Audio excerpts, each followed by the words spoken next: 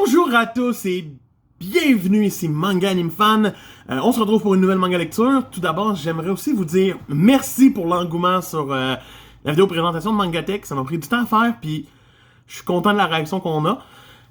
Moi, je veux continuer de faire mes manga lectures, les unboxings, ça c'est sûr. S'il y a d'autres choses que vous voulez voir sur la chaîne, n'hésitez pas à me le dire, ça va me faire plaisir.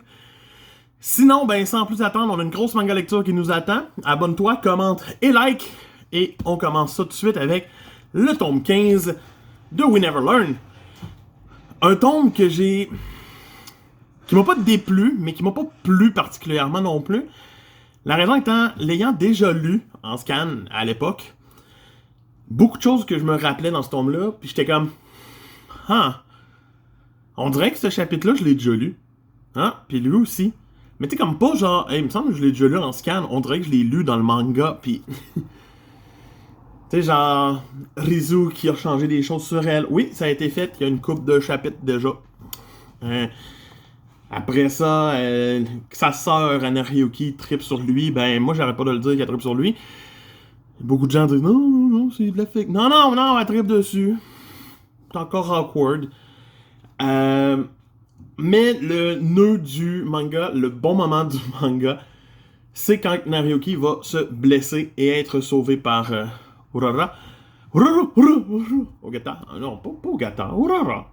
Continuez de dire n'importe quoi. Uruka.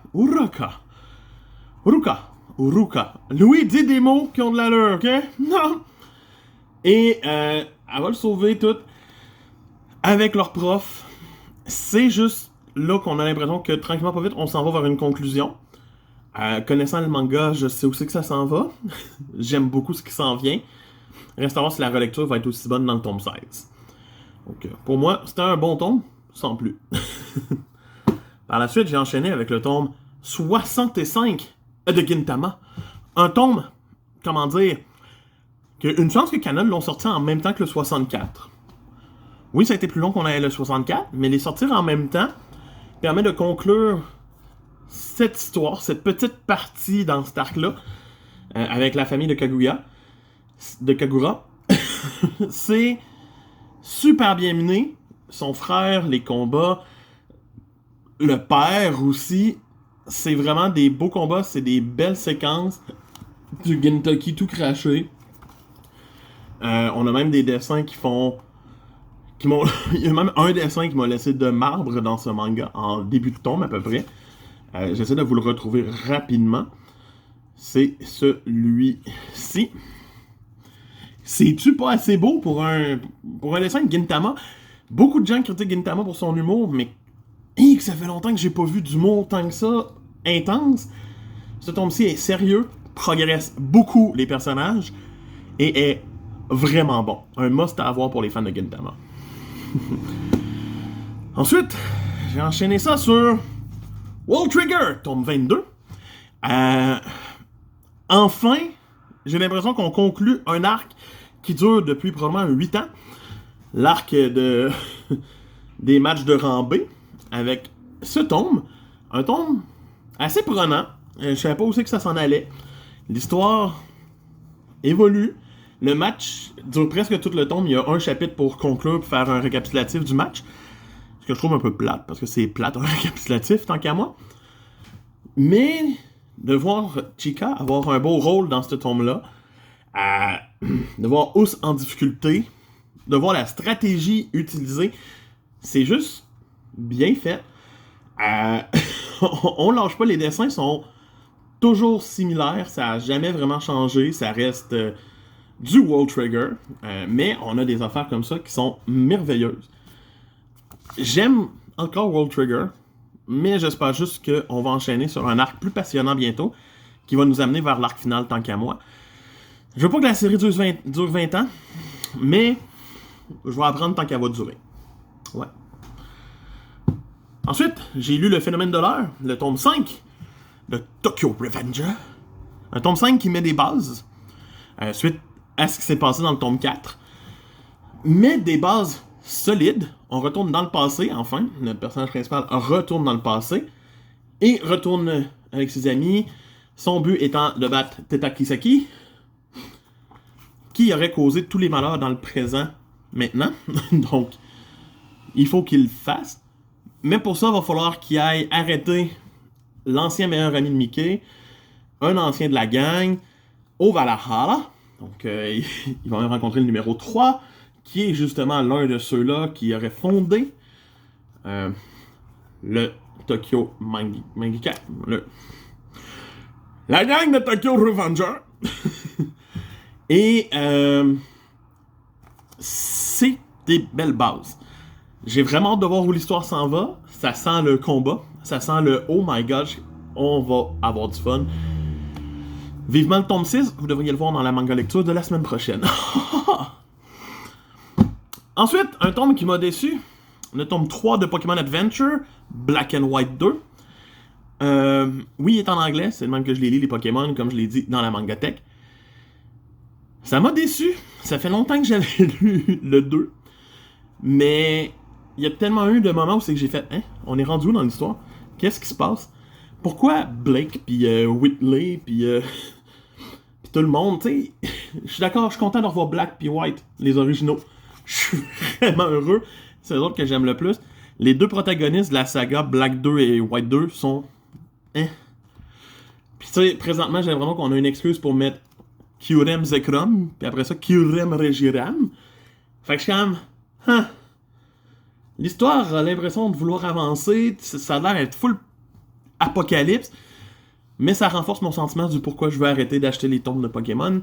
C'est plus pour moi. Les jeux le sont, les tomes le sont plus. Ce tome 3-là, solidifie ça dans ma tête. J'ai été déçu. J'espère que le dernier tome qui sort dans 2 mois va être correct. Mais c'est tout. Ouais. Ensuite, j'ai lu une belle brique, un beau monument. Ashton Joe tome 4. Ça faisait 1 an que j'avais lu le tome 3. Ça a été long pour moi d'obtenir le tome 4. Il y a eu beaucoup de problèmes avec la distribution. Mais il était temps. C'était... Oh, que c'était beau. C'était magnifique. C'était une aventure, ce tome 4. Avec les débuts de Joe, qui va aller voir Rikishi se battre. Et défier un autre boxeur de sa propre catégorie à lui. Et bien sûr, gagner sur un contre-croisé dessiné à la perfection. Pour la suite, pour que son club gagne la licence, que M. Dengue gagne sa licence, et qu'il puisse devenir, lui et son ami, Nishi, professionnel. Fait qu'ils vont faire l'examen professionnel dans l'examen. Joe va la rater, va la réussir après, parce qu'il vise une catégorie quand même plus élevée. Donc, après ça, on a leur début en tant que boxeur. Plan un petit peu plate, c'est que ça va vite, parce que c'est comme toute la fin du tome, c'est leur début. Les dernières pages, presque. Et le but de Joe, c'est de se battre contre Wolf, le gars qui a défié en début de tome. Ça va arriver. C'est la fin du tome. Mais Joe a développé une nouvelle technique que j'ai hâte de voir dans le tome 5. Wolf a une nouvelle technique contre Joe. C'est tout plein d'éléments qui font en sorte que j'ai hâte de voir ce qui va se passer. Mais que le tome 4 fait comme un petit peu... J'étais le pont entre ce qui était correct et ce qui va être awesome. Mais c'est un très bon tome pareil. Je recommande à tous les fans de boxe. Avant-dernière lecture de la semaine, j'ai lu Neuro, le mange mystère, tome 7. Un tome prenant. Totalement palpitant. J'ai rien vu venir de ce tome-là. Tu sais, Détective Conan a un beau problème qui s'appelle... Ben, il y a 3 enquêtes par tome à peu près. Des fois 2. Des fois une grosse.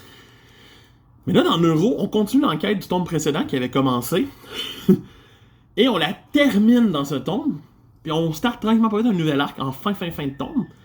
Mais l'affaire qui est passionnante, c'est que Sai, Mr. X, finit par revenir. Je dévoilerai même pas dans quoi il était. Où il était. Il était caché dans quelle sorte de personne. Mais c'était super à voir. Son combat contre Neuro est une réussite en tout point. Neuro qui fait semblant d'être en train de devenir faible, mais t'es comme... Ouais, pas encore. Il est plus faible qu'il l'était dans le tome 1. Je sais pas où ça va nous mener. Ça m'intrigue beaucoup, s'il va devenir humain ou quoi que ce soit. Mais de les voir face à face, puis de les voir s'affronter, reste un must. C'est là que l'auteur qui a brillé avec Assassination Classroom par la suite nous montre que même à Neuro, il était très bon. Pour moi, le tome 7 est un must pour Neuro. C'est là qu'on va avoir ses charnières, ses pivots. J'ai hâte de voir où l'histoire s'en va dans le tome 8. Et pour finir la semaine, après avoir lu du Ashton Ojo, pourquoi pas lire le tome 6 de la saison 6 de Hippo, donc le tome 115. Pas mon tome préféré. On commence avec le combat de Kimura qui dure un chapitre. Puis Kimura essaye de nous montrer de quoi, puis finalement, il fait ex-aequo avec son adversaire. Ensuite, on a le combat d'Aoki, pis t'es comme ah yes, Aoki va finir par faire de quoi? Ouais, il fait de quoi? C'est pas si exceptionnel, mais c'était beau à regarder aller. Ensuite, t'as le combat principal de la soirée, qui est deux personnes que tu connais pas vraiment. Le beau gosse contre le gars contre qui Aoki veut se battre éventuellement. Fait que c'est comme l'adversaire d'un des personnages secondaires. C'est pas ce qui est le mieux. Mais ça te met des belles bases. Et par la suite, on retrouve l'entraînement d'Hippo. Et surtout son résultat d'entraînement au Dempsey Roll vertical qu'il essaie de faire. C'est beau. Ça nous met vraiment genre la fin de l'entraînement d'une certaine façon. On tombe presque en phase finale, selon moi, de quelque chose. Je sais pas encore de quoi dans cette œuvre. Mais c'est pour ça que la couverture reflète avec l'entraînement de base du tome 1, d'attraper les feuilles.